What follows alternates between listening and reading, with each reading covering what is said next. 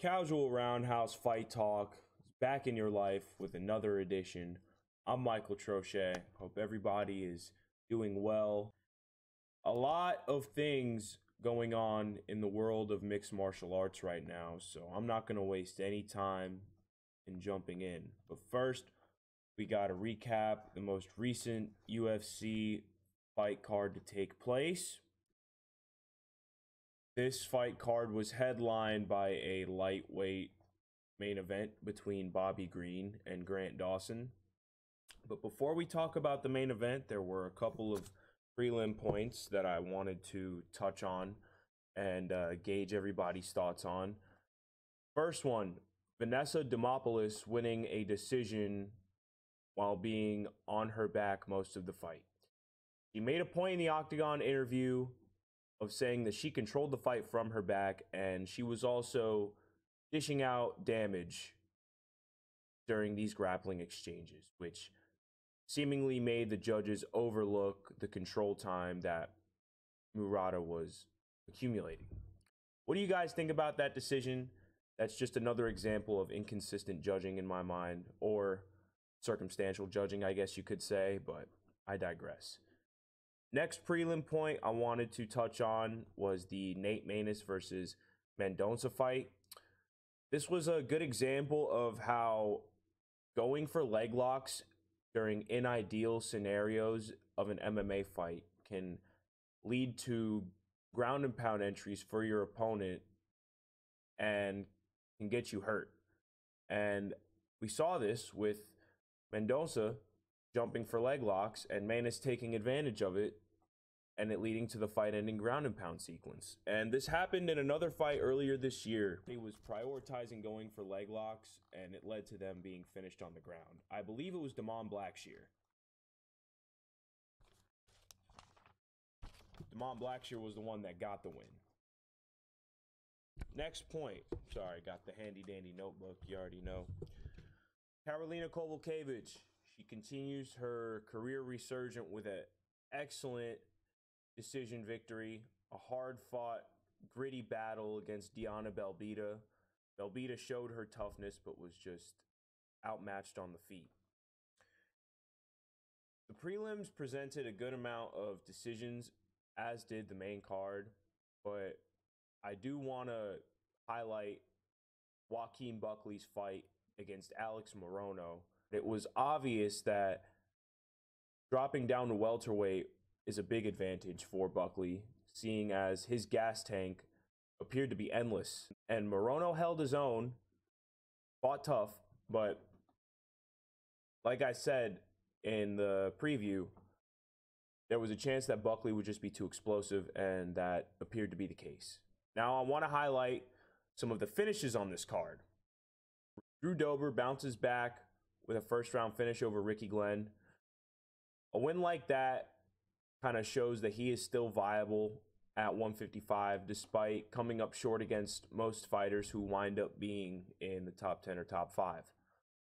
Joe Pyfer got it done against possibly his most dangerous opposition, and it was incredibly impressive because he was flashing the hands as an initial threat, and when Abdul Razak Al Hassan started beating up his leg, he immediately took him down and submitted him. It's a very promising victory for his career.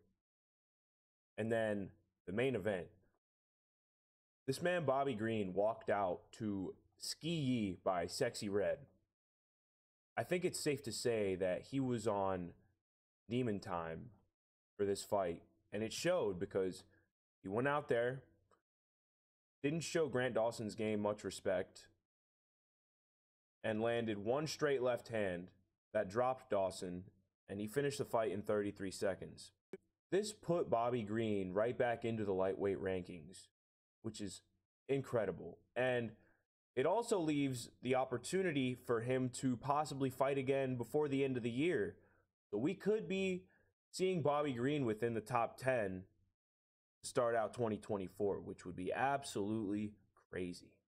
Next, I want to move into Dana White's Contender Series, because last night we had the season 7 finale, and it wound up breaking the record that was set last year for most UFC contracts to be given out on a single season, with 46.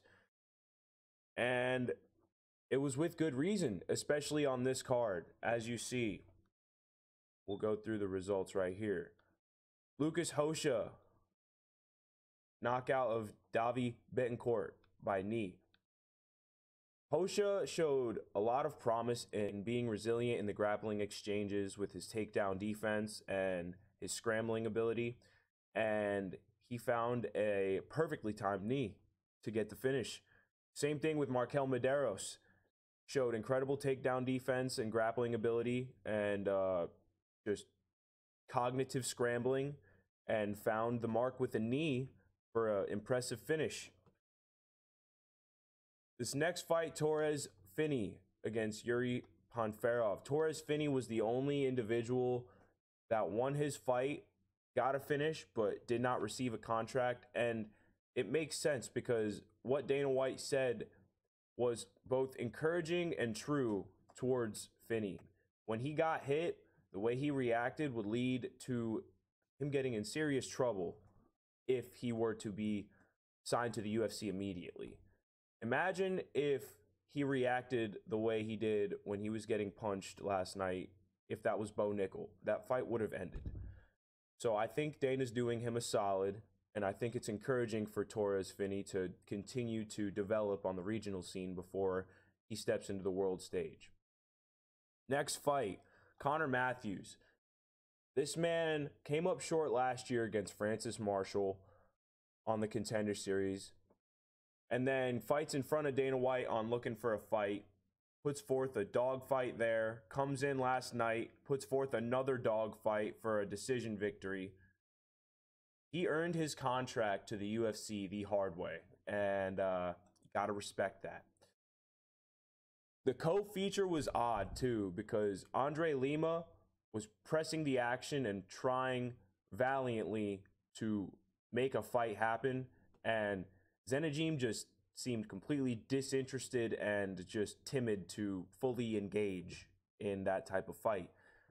And that was to his detriment because he lost the fight very convincingly because he didn't do anything. And Dana White recognized this and was willing to give Andre Lima a contract, which I understand because what Andre Lima was able to show was pretty solid. In the main event, backstory for this main feature, Ramon Tavares, he fought on week 5 against, I don't know his first name. He fought a man with the last name of City on week 5, and it was a quick fight, but it was a firefight for as long as it lasted. And Tavares had his moments where he was finding the mark, but he got caught and sat down briefly with a shot. And before there was enough tell on whether or not the fight should actually be stopped in terms of the ground and pound follow-up sequence, the referee just jumped in and ended the fight.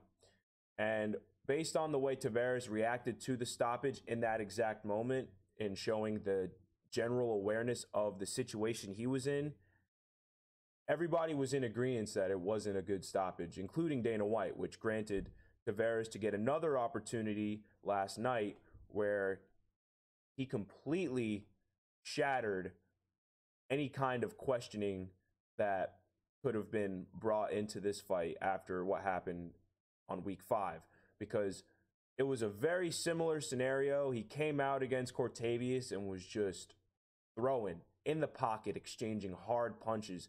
And multiple times he found the mark with that straight left hand. And every time it stopped Cortavius in his tracks until that one that just caught him and sat him down ended the fight. And this is just such a great story to segue somebody into the UFC as they get signed and now they're looking to make their debut, because he got a unjustified stoppage loss on his record that he can now try to right, considering the fact that City, the man that he lost to on week 5, got the UFC contract. So Dana announced that rematch, and that's a very intriguing storyline to jump into the UFC with.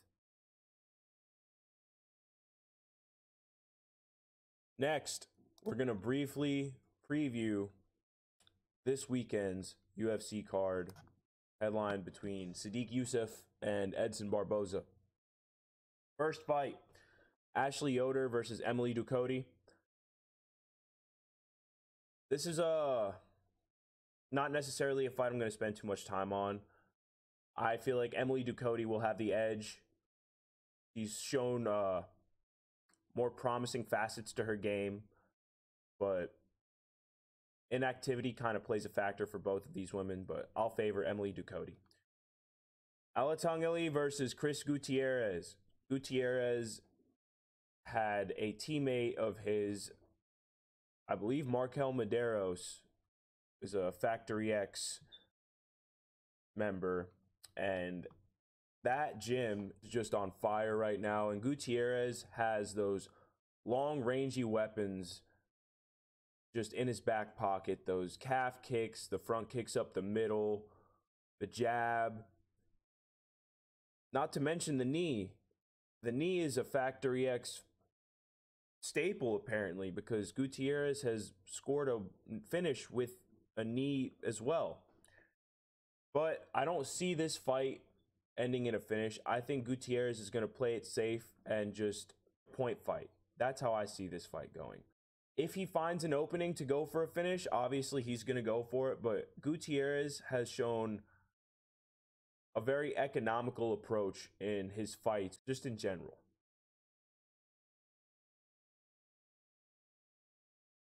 Irina Alekseeva versus Melissa Dixon. I will take Melissa Dixon in this fight. I haven't watched enough footage on either of them to really be able to break that fight down, so I will just go with the undefeated debutante. We'll see. It's the fight game at the end of the day. Next, Terrence McKinney versus Brendan Marotte.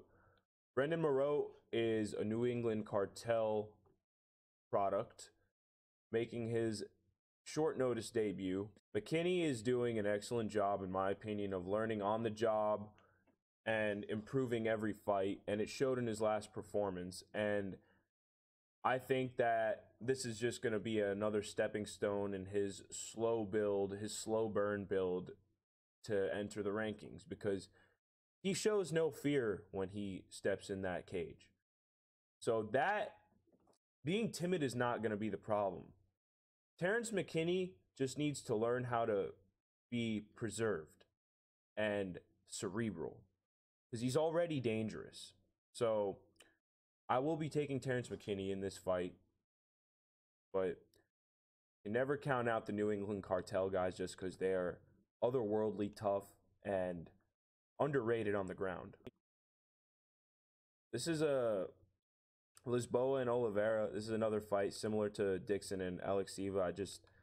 I don't really know enough on either fighter to really give a good breakdown on them, so I'll go with Lisboa, considering the fact that she won her debut against Jessica Rose Clark in Charlotte. I was there for that fight, actually, and she got a finish. And despite that being the very first fight on that Charlotte card, that was one of the better fights. It's an overlooked fight when you think about it, but I think Lisboa showed a different type of ferocity that can be beneficial to her at this women's bantamweight division. Next, TJ Brown versus Darren Elkins. I would take TJ Brown. He's shown to have a dog, and it showed mostly in his fight with Bill Algeo that happened earlier this year. He had his moments where he was finding openings and seemingly gaining an edge. It was just that one scramble that led to him getting caught in that rear naked that ended the fight. Darren Elkins is just tough. He's just going to be in your face from start to finish, and I don't think that that's necessarily a good recipe against a guy like TJ Brown, who shows good technique, is tough himself, and is very powerful. So I will be taking TJ Brown. Next fight, Cameron Simon versus Christian Rodriguez. This fight, I believe, was originally supposed to happen earlier in the year, and Christian Rodriguez got injured and withdrew, and Simon instead fought Terrence Mitchell and got an impressive finish over him. Cameron Simon is ferocious. He brings a different type of mean streak in there when he's going to fight. He seeks out a finish, and it's not by his own terms. He takes what's given to him and then looks for a finish in that regard. And C-Rod obviously has that win over Raul Rosas Jr. where he completely controlled him on the ground for a majority of that fight. I just think Cameron Simon has more weapons, and I think it's going to benefit him in this fight. I think Christian Rodriguez will hang tough in this fight. But if Simon gets a finish, I could see him getting placed in the rankings relatively soon. Next, I'm going to be brief with this one. The rematch that shouldn't be happening in the first place. Chairez versus Lacerda. Lacerda is a go for broke in the first round fighter. We saw it in his fight against CJ Vergara, where he had Vergara in all sorts of trouble and didn't get the finish and was actually starting to get pieced up towards the end of the first round and then completely wilted in the second.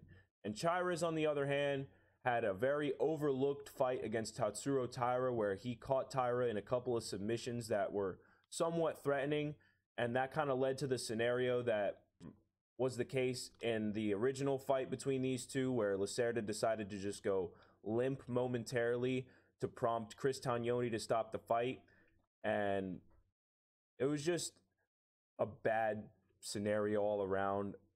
I'm taking Chairez in this fight. I think he has the more developed skill set, and it'd be a shame if he isn't able to propel himself with a win over Lacerda, considering the challenge that he gave Tatsuro Taira, who's such a promising prospect. Next, Andre Petroski stepping in on short notice against Michel Pereira, who is making his debut at middleweight. Andre Petroski was in a dogfight against Gerald Meerschaert in his last time out, and Pereira missed weight in his fight against Stephen Thompson, which prompted that fight to be scrapped entirely and him to be forced to move up a weight class. I believe Pereira was originally supposed to fight Marc-Andre Barriault. That would have been a way better matchup for him, a way better test for him. I feel like Pereira will be a lot more explosive at 185, and I think that's going to benefit him. I just want to see how his gas tank holds up, because we know regardless, Petroski will be in your face trying to win the fight from start to finish. It got sloppy in his fight against Gerald Meerschaert, but that's because they were fighting at a ridiculous pace. But regardless, I do see Pereira edging this fight out. Next fight, another intriguing matchup, Adrian Yanez versus Jonathan Martinez. Jonathan Martinez is coming into his own and slowly working his way up the rankings. He's beaten a lot of guys that critics and people just kind of bet against him. And the Nurmagomedov fight was incredible, because not only did he beat Nurmagomedov in the grappling exchanges, but he also found openings on the feet that gave him the edge to win the fight as a whole. Adrian Yanez, on the other hand, he's coming off a tough loss to Rob Font. But this is one of those picks where it's like my head says to go with Martinez, but my heart's going with Yanez because I enjoy Yanez's style, and he's slick. He's got very good head movement, and he's got great hands. It's just a matter of if he will catch Jonathan Martinez and if he can deal with the calf kicks as well, because those are a very dangerous weapon in the arsenal of Martinez. So yeah, this is a toss-up fight. Co-main event, Jennifer Maia versus Viviane Araujo. Jennifer Maia, her boxing looked really good against Casey O'Neill. earlier this year. I think that's a win that she's going to build off of in her appearance against Araujo, who is coming off 2 tough losses. I was there for her fight against Amanda Hebos earlier this year, and Amanda Hebos just put a pace on her that she couldn't keep up with, and she took a good amount of damage in that fight. And before that, she fought a 5-round main event with Alexa Grasso, where that was a very under the radar or overlooked fight, I should say, because both women found openings and made a competitive 5-round slugfest out of it. And with this being said, I still feel like Maya has the edge stylistically, but I do think there's a possibility that Viviane Araujo could catch her with something. Araujo is dangerous all throughout the fight, unless there's a pace put on her that she can't handle, like we saw against Amanda Hebos. So I will be taking Jennifer Maia by decision. I think that she's going to look to work off the win against Casey O'Neill, and her boxing is going to look equally as good, if not better, than it did in her last fight. In the main event, Sodiq Yusuff versus Edson Barboza. This is a tough call for me, mainly just because, you know, Barboza got tested against Bryce Mitchell and came up short. He got tested years ago against Khabib and came up short, but those guys were dominant grapplers. Sodiq Yusuff does not have that dominant grappler style that the guys who have beaten Barboza soundly present. And in Edson's fight against Billy Quarantillo, it was competitive, and Edson showed the ability to stuff the takedown and timed a perfect knee for a knockout. It was prime Edson in 2023, which is just kind of crazy to think about. And Sodiq Yusuff, on the other hand, is another person who's been like slowly working his way up the rankings. You know, he came up short against Arnold Allen. Has an impressive submission over Don Shainis. He went the distance against Alex Caceres, who is a very viable opponent to any 145-pounder in the UFC. I just think experience is going to benefit Barboza in this fight. And unless Yusuff comes in with a grappling-heavy, control-heavy game plan, I don't see him winning this fight. I think experience is going to play a factor in Barboza's favor, and we'll see a potential Barboza finish again. But the last time I thought this was Barboza versus Giga, and Giga blew Edson out of the water. I'm just curious to see how this main event plays out, because there's a possibility that if Sodiq Yusuff does beat Edson Barboza, the UFC will probably try to match him up against Giga Chikadze. So that's happening this weekend, this Saturday. UFC Vegas 81 or UFC Fight Night Yusuff versus Barboza. So tune in. There's a couple of other things that have been stirring in the world of MMA just in the past like 14 hours, because following Dana White's Contender Series conclusion, it was announced that Charles Oliveira had suffered a terrible gash to his eye during sparring, 10 weeks out from his rematch against Islam Makhachev, forcing him to withdraw from the fight. So what happens? Immediately, the UFC calls Alexander Volkanovski's team, and they accept a fight, a rematch from one of the most competitive fights of 2023 already that happened in February on 10 days notice, man. That is absolutely crazy. All the credit in the world to Volkanovski for his tenacity and his team's willingness to just get in there and compete. Otherworldly confidence and an intriguing storyline. Absolutely gutted for Charles Oliveira, though. You know, it's another guy that you'd love to see get back into the title picture. And especially after his finish of Beneil Dariush. But those shoot-to-box guys, man, they love to go hard. Another tidbit of information that kind of surfaced regarding Paulo Costa versus Khamzat Chimaev, because Costa revealed that he had an infection in his elbow, which appeared to be bursitis, one of the two, however you pronounce it. And he had to have it surgically removed, and it doesn't seem like it's going to be ready in 10 days for him to fight Khamzat Chimaev. And that was confirmed by Dana, who essentially said that, yeah, I'll let you guys know in a couple of hours.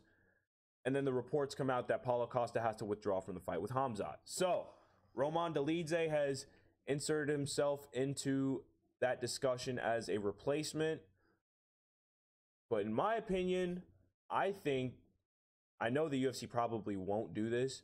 I would love to see Khamzat Chimaev versus Bo Nickel.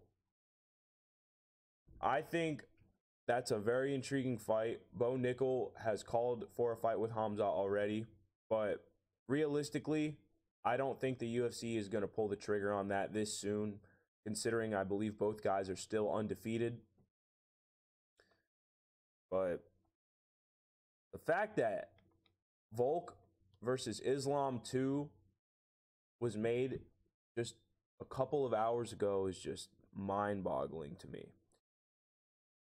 Because that first fight was edge of your seat from start to finish, in my opinion. So let me know what you guys think about this weekend's card. And if you guys enjoyed, I'd really appreciate a thumbs up. This has been Casual Roundhouse Fight Talk. I'm Michael Trochet saying peace, and I'll see you in the next one.